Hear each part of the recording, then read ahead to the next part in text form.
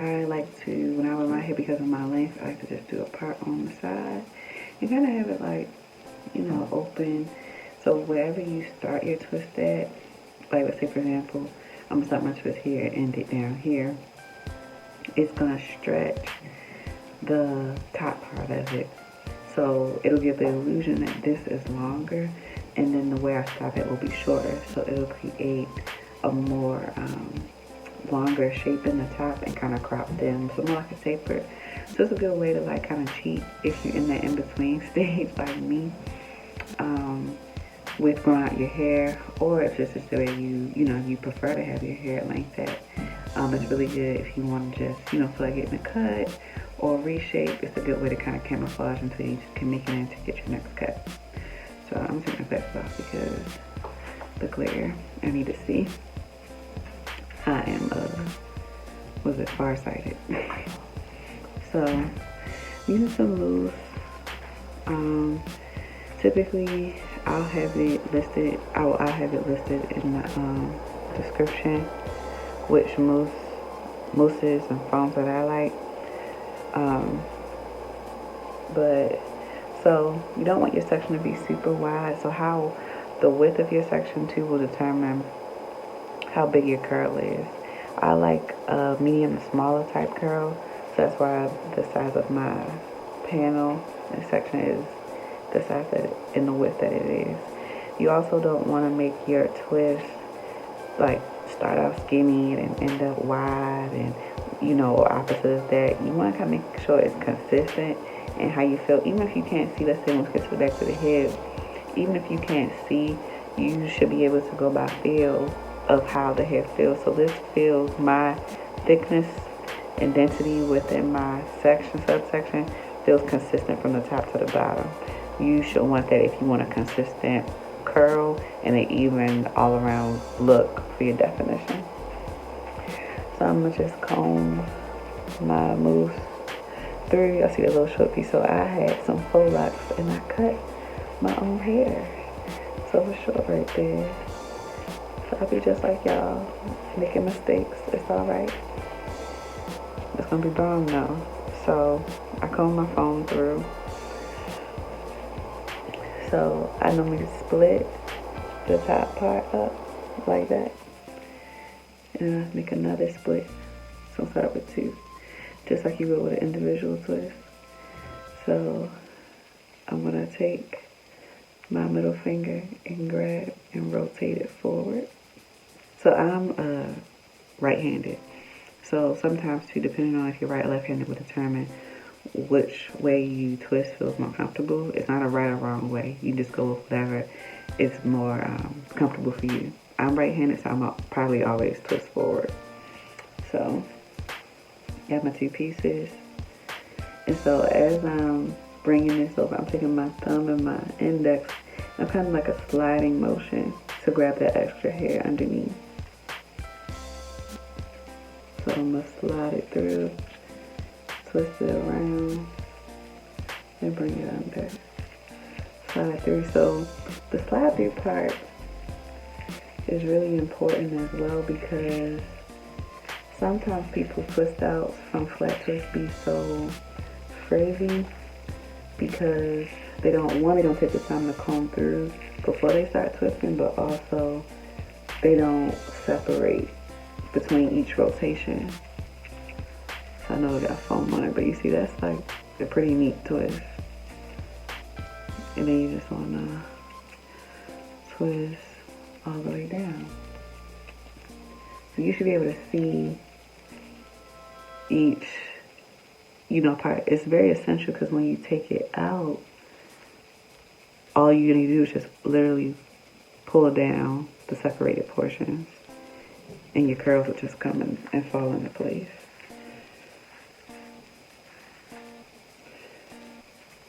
You can definitely use clips way bigger than mine. This is what I got right now. Sometimes, life ain't perfect, but you can still have great hair.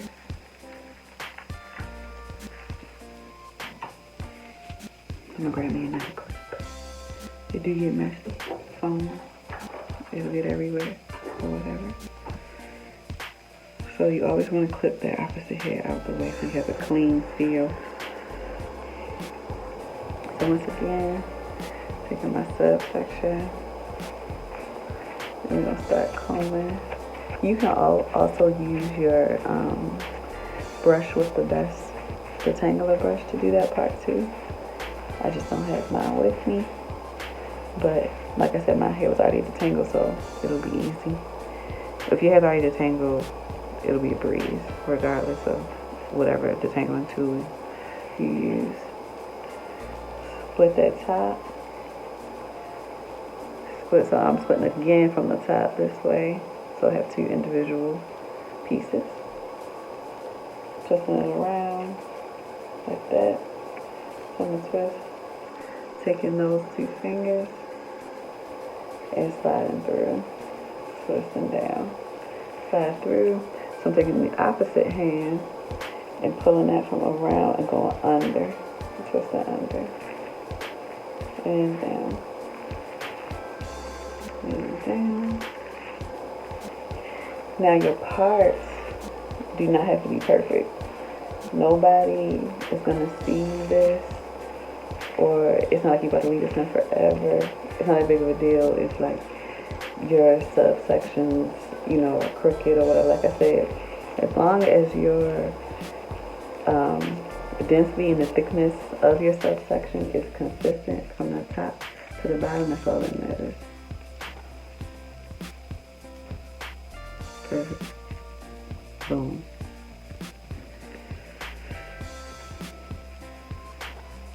Moving on along.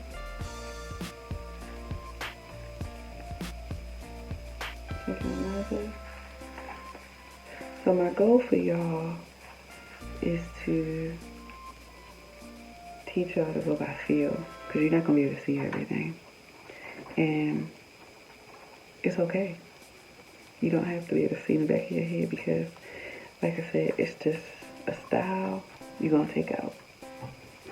So it's not that big of a deal if you can't see it.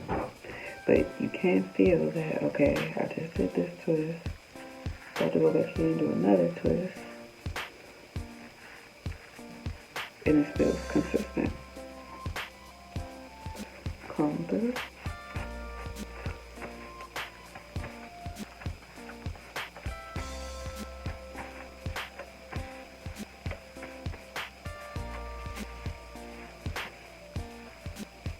Boom.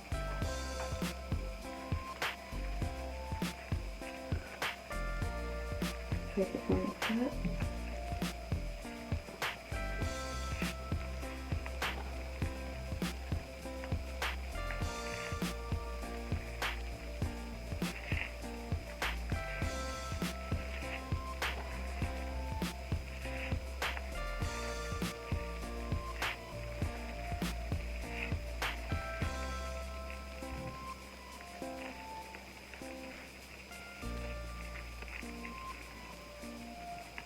You see how I'm feeling and checking. Making sure I'm not grabbing any extra hair from back here or from this twist. Just now hit a little spin. Boop.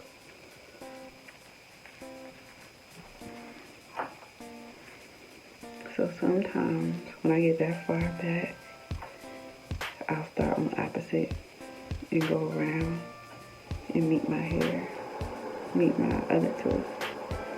It's just easier for me, because when you have thick hair, sometimes it can feel overwhelming to keep track of where everything is.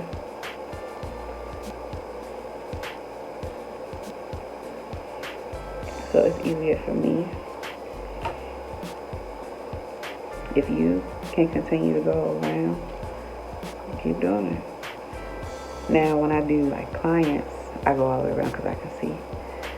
But this method helps me to keep my stuff consistent.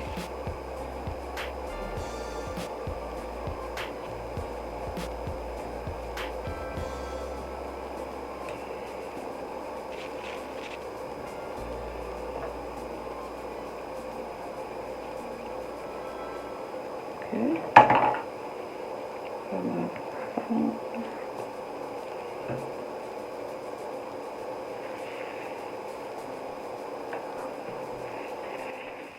Same concept.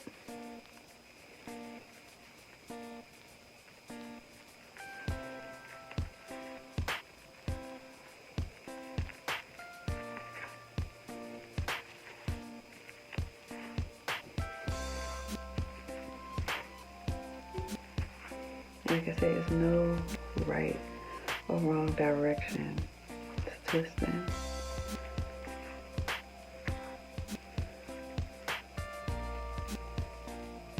I like to twist off my face because I made it stand up.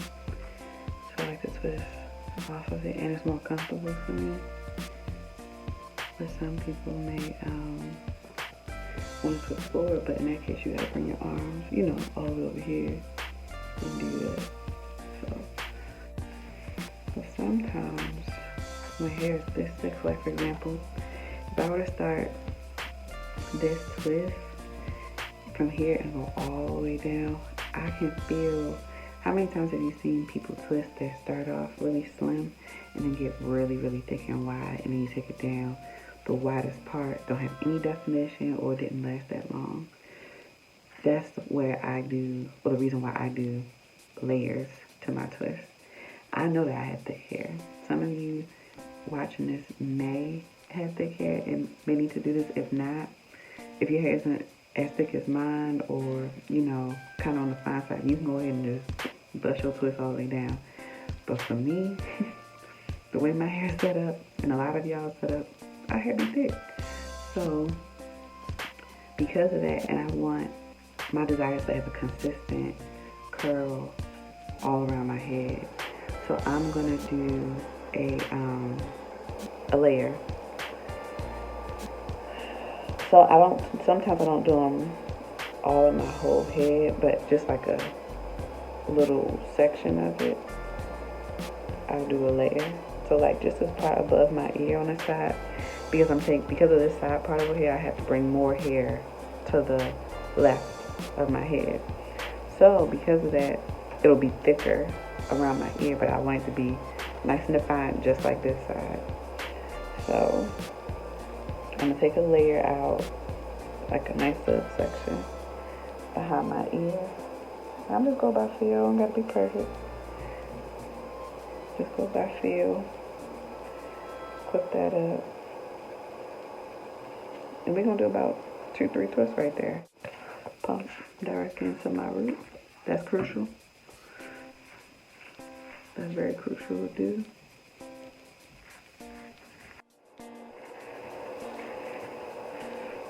It should be smooth like that before you hit your twist. If it's still like this, your twist gonna come out trash. Okay, just being real.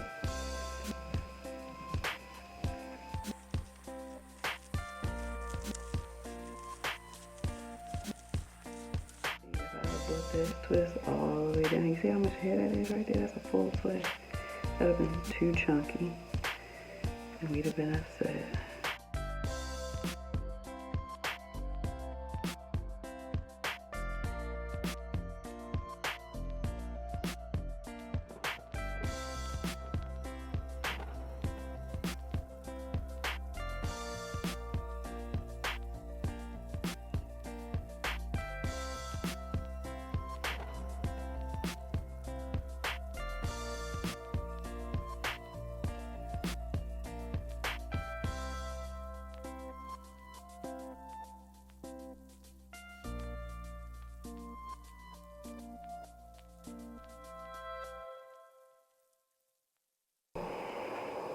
So now we edge from the back. Either start here, start taking our sections down, or you can start from this side.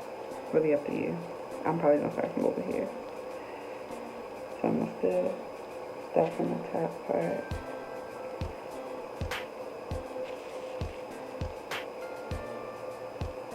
Going by feel.